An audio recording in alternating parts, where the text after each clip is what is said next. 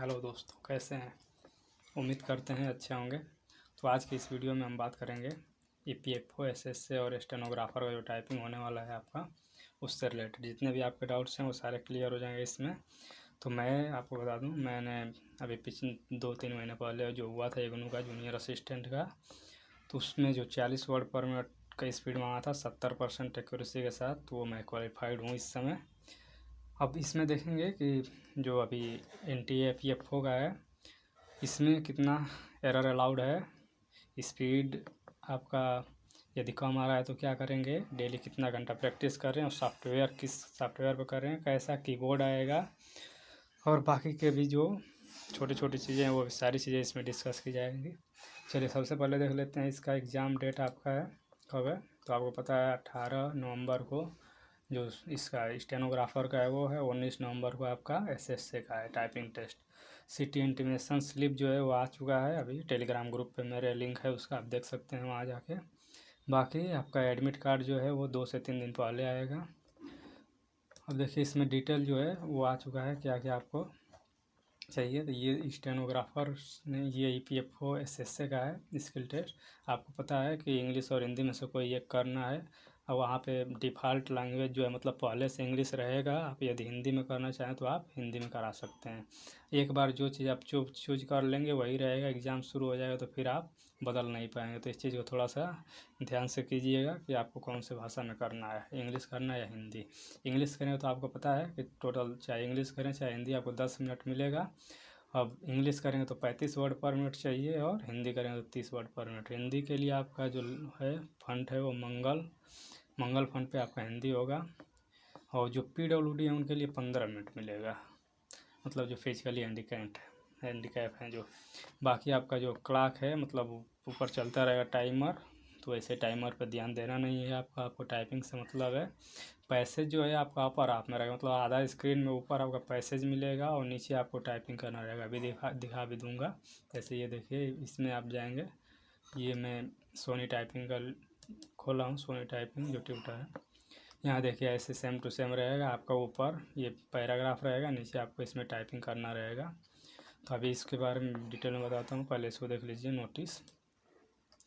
बाकी स्क्रॉल करने के लिए देखिए, स्क्रॉल करने के लिए कह रहा है कि आपको माउस के हेल्प से करना पड़ेगा, ऑटो स्क्रॉल नहीं है, आपको खुद से वहाँ पे करना पड़ेगा। जैसे ये स्क्रॉल के लिए यहाँ पे आप जाएंगे, यहाँ से करेंगे माउस से ऊपर नीचे, तब जाके होगा, अपने से नहीं होगा। तो इसको थोड़ा प्रैक्टिस करते समय ध्यान देते रहिएगा। अभी से आदत बना लीजिएगा कि स्क्रॉल खुद से करिएगा माउस से ही। और क्या क्या चीज़ें हैं तो इसको भी देख लेते हैं। देखिए बैक स्पेस अलाउड रहेगा, फुली अलाउड, मतलब आप जब चाहें तब उसमें, मतलब पूरा टाइपिंग करने के बाद भी आप चाहें तो उसको वहाँ से जो भी करेक्शन करना है वो कर सकते हैं। तो बैक स्पेस फुली अलाउड है, तो इससे घबराना नहीं है।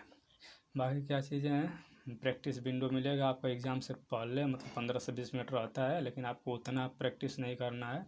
आप केवल आप चेक कर लीजिए कि आपके जितने की हैं वो सही से काम कर रहे हैं, माउस सही से काम कर रहा है, बाकी सभी डिवाइसेस सही से काम कर रही हैं, तो उतना ही आपको वहाँ पे करना है। बाकी प्रैक्टिस 1-2 मिनट कर लीजिए, फिर आराम कीजिए। बहुत ज़्यादा प्रैक्टिस कर लेंगे हाथ पहले दर्द करने लगेगा, इसलिए बहुत ज़्यादा परेशान होकर घबरा के नहीं करना है, आराम से जाइए। बस हाथ सीधा कर लीजिए, कुर्सी उर्सी अपना एडजस्ट कर लीजिएगा कितना ऊंचाई चाहिए। बाकी यहाँ अगर कोई भी दिक्कत होगा कीबोर्ड में तो वहाँ पे कीबोर्ड आपको चेंज करा लीजिएगा पहले इसको सही से। बाकी अलग अलग कंपनी का रहता है अलग अलग सेंटर पे, तो वो भी आप जाके वहाँ देख सकते हैं। आप चाहे जिस पर भी कर रहे हैं, जैसे यहाँ पे देखिए मैं दिखा दे रहा हूँ कीबोर्ड, जैसे इग्नू में जो मेन सेंटर है इसका NTA का, जो कि आपका नोएडा सेक्टर 64 में है। तो वहाँ पे आपका लॉगिटेक का ये वाला सेम टू सेम मिला था, जो कि बहुत ही सॉफ्ट था। तो जो लोग केवल हार्ड पर प्रैक्टिस कर गए होंगे उनके लिए दिक्कत हुआ होगा बहुत। तो इसलिए आप कोशिश कीजिए कि 2 या 3 कीबोर्ड पर प्रैक्टिस कीजिए। एक पुराना ले लीजिए जो थोड़ा सा हार्ड काम करता हो, मतलब ज़्यादा ज़ोर से दबाना पड़ता हो। की सब काम कर रहा हो, ही नहीं कि टूटा हुआ की ले लीजिए, ऐसा नहीं लेना है। तो की काम कर रहा हो लेकिन थोड़ा सा प्रेस जोर से करना पड़ रहा हो, वैसा एक कीबोर्ड ले लीजिए। बाकी एक थोड़ा सा ठीक ठाक जो कि सॉफ्ट हो, वो उस पर प्रैक्टिस करना है। तो ये लॉगिटेक का है। बाकी आप HP का भी देख सकते हैं, HP का ये भी काफ़ी सही है, तो आप इस पर भी प्रैक्टिस कर सकते हैं। तो आपके ऊपर है, आप प्रैक्टिस वैसे दोनों पे कर लीजिएगा, एक पुराना वाला भी ले लीजिएगा। हाँ, ये देख लीजिए कि बैक स्पेस बड़ा वाला है कि छोटा वाला। यदि आपका आदत है बैक स्पेस दबाने का तो फिर वहाँ छोटा वाला मिल जाएगा तो दिक्कत हो जाएगा। तो इस चीज़ को देख करके आप बदलवा लीजिएगा दूसरा वाला। बाकी कोशिश कीजिए कि बैक स्पेस कम ही दबाएँ। 35 वर्ड का आपको स्पीड चाहिए तो कोशिश कीजिए कि बिना बैक स्पेस का, अगर एक आध ठो गलत भी हो जाएगा तो आप आगे बढ़ेंगे तो कोई ज़्यादा दिक्कत नहीं होगा। जितना ज़्यादा बैक स्पेस दबाएंगे उतने ज़्यादा आपका स्पीड घटता है। तो इस चीज़ को ध्यान दीजिए कि बैक स्पेस कम से कम यूज हो। यहाँ भी आप प्रैक्टिस करते समय बैक स्पेस को आप ऑफ करके कर सकते हैं, या जो होता है फुली डिसेबल्ड वाला उसको भी आप करके प्रैक्टिस कर सकते हैं। बाकी और चीज़ें देख लीजिए। इसमें है कि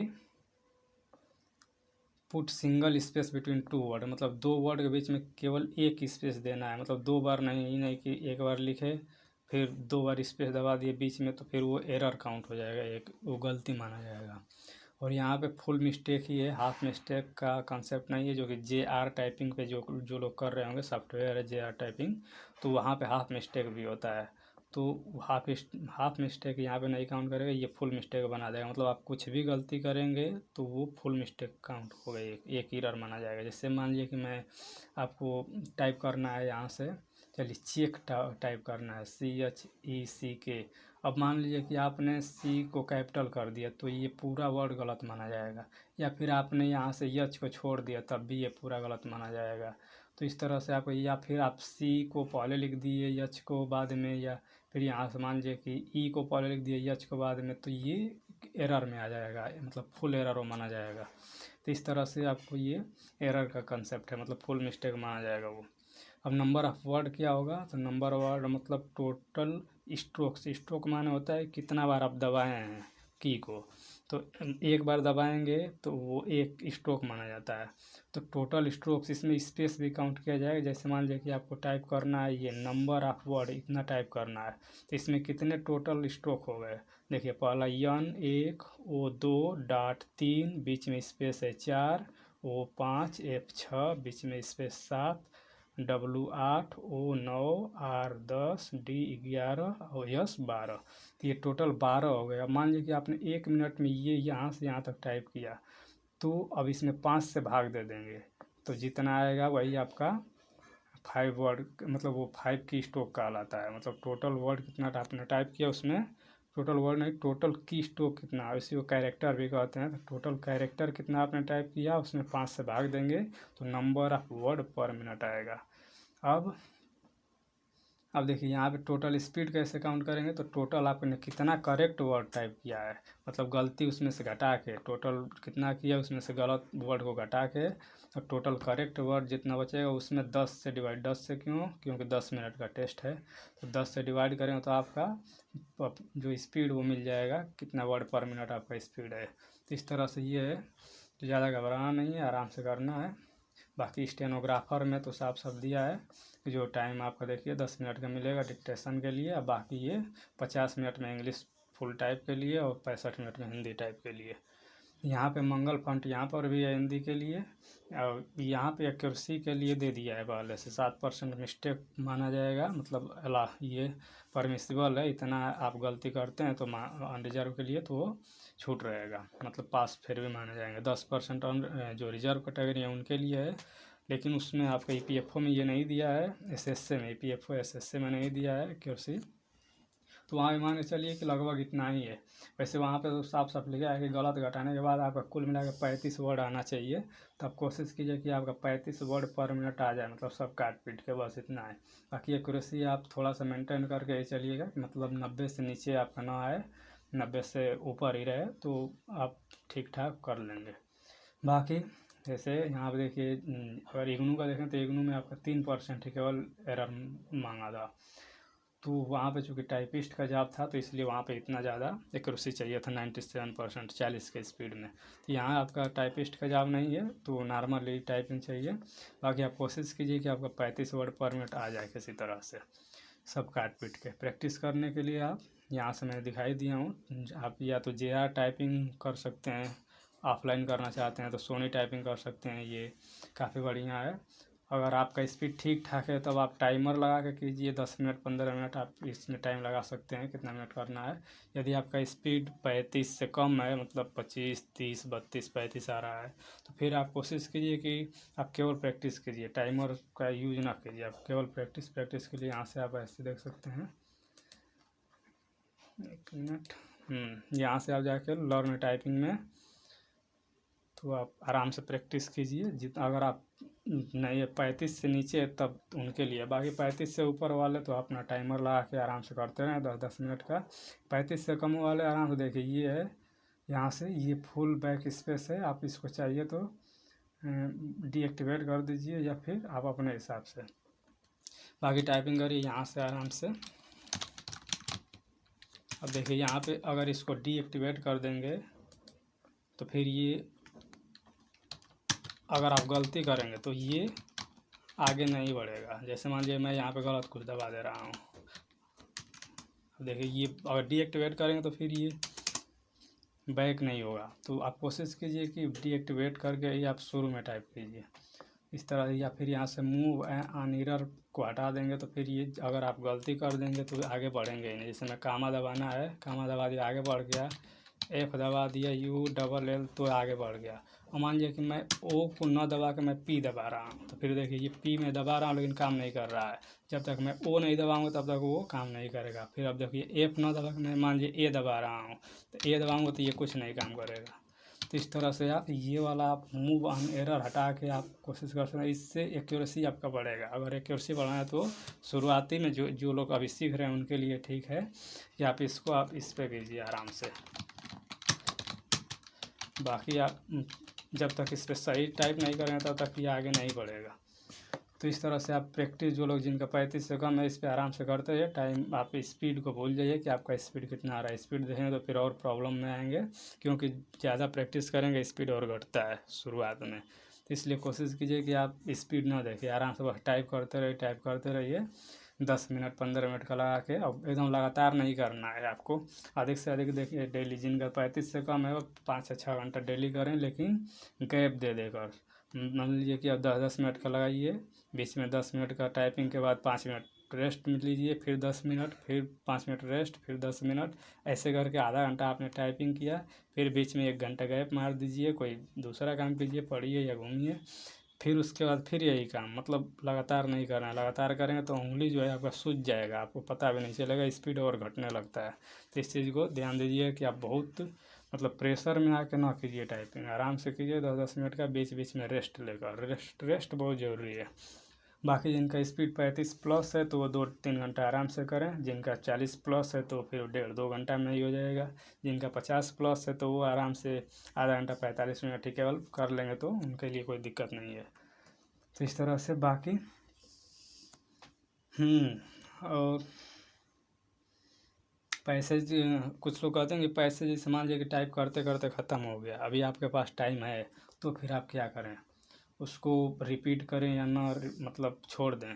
तो देखिए वैसे यहाँ पे पर्याप्त रहेगा आपके पास पैराग्राफ, तो आप अगर ख़त्म भी हो जाता है तो आप रिपीट ना कीजिए। अगर रिपीट करने लगेंगे तो फिर वो एरर में काउंट हो जाता है। फिर इस चीज़ को ध्यान दीजिए कि आपको अगर ख़त्म हो गया आपका पैराग्राफ, फिर आप उसको रिपीट ना कीजिए। देखिए यहाँ से टाइप पर यहाँ पे था स्क्रॉल वाला, तो चूँकि स्क्रॉल उसमें है नहीं तो ऑटो स्क्रॉल है, ऑटो स्क्रॉल नहीं है तो आपको ऐसे ऊपर नीचे करना पड़ेगा। तो इस चीज़ को भी ध्यान दीजिएगा। बाकी का तो सब हो ही गया लगभग, पैसेज रिपीट नहीं करना है आपको। हाँ, एग्ज़ाम हॉल में जाएं या फिर बाहर रहें तो कोशिश कीजिए कि इससे टाइपिंग से रिलेटेड बात ना कीजिए।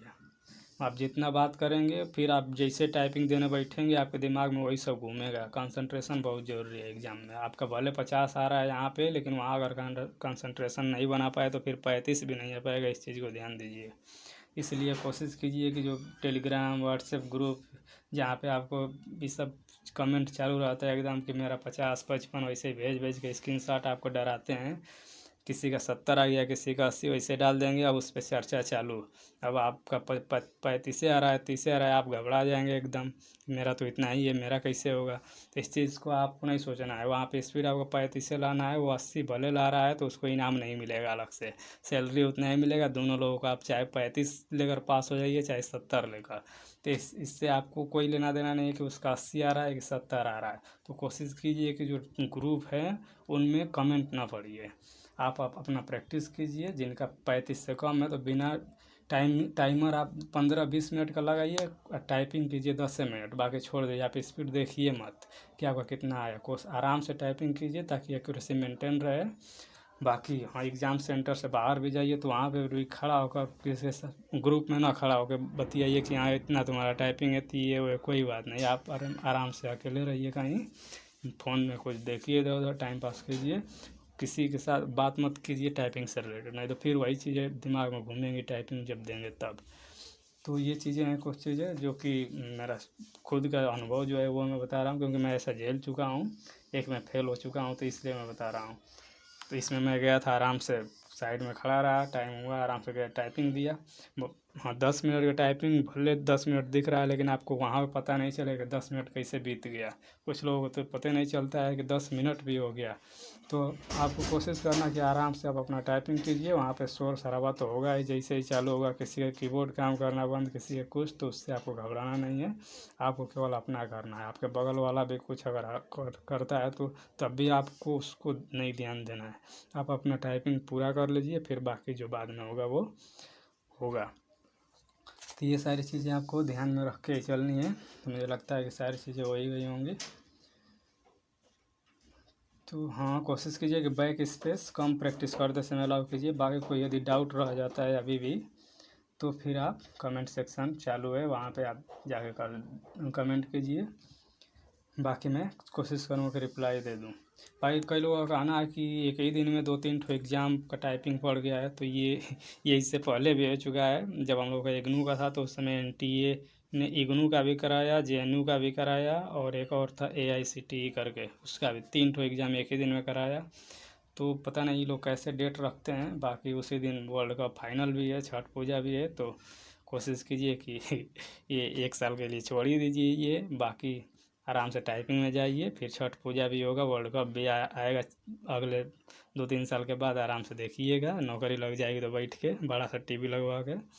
बाकी ऑल दी बेस्ट, कोशिश कीजिए अपना बेस्ट देने का। जिनका कम है आराम से बिना टाइमिंग देखे प्रैक्टिस करें, जिनका स्पीड ठीक ठाक है 40+ है तो आराम से प्रैक्टिस करते रहें।